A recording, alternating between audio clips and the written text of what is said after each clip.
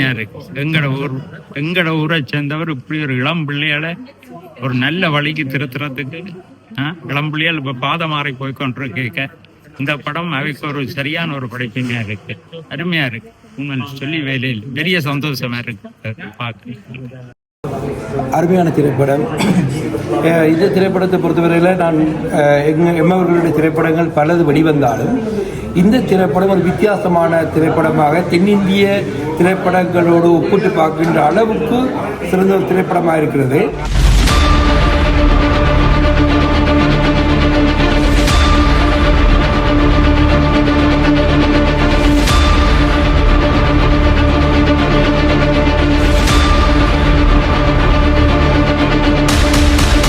வணக்கம். ஒரு அருமையான திரைப்படம் நல்ல கதை கரு. கண்டிப்பாக கன்னடிய மக்களுக்கு இளைய தலைமுறை பிள்ளைகளுக்கு ஒரு மிகப்பெரிய ஒரு நல்ல பாடம் சொல்லுகிற படமாக இந்த படத்தை எடுத்திருக்கிறார். நல்லா அதாவது நான் நீண்ட காலமாக இந்த இள திரைப்படங்களை பார்த்துருக்கிறேன்.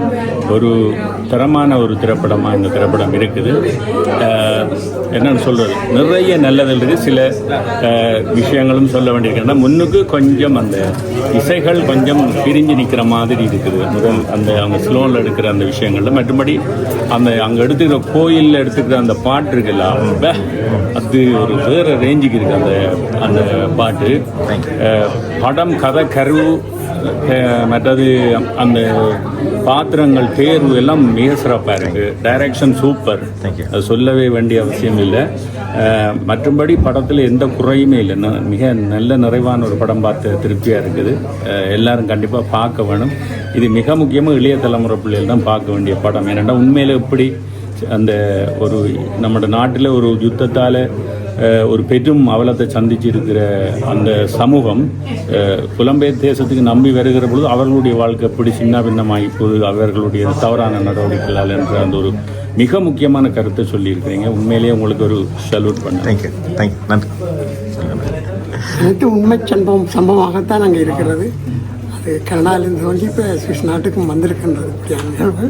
ஆனால் மேலும் மேலும் இந்த இளம் சமூகம் திருந்த வேண்டும் என்றது அந்த பிள்ளையை கூப்பிட்டு இப்படி செய்தது வந்து ஒரு தவறு. அதை கண்டிக்கின்றேன். அந்த டைரக்டர் நல்லா செய்திருக்கிறேன். அவருக்கு வாழ்த்துக்கள். நன்றி.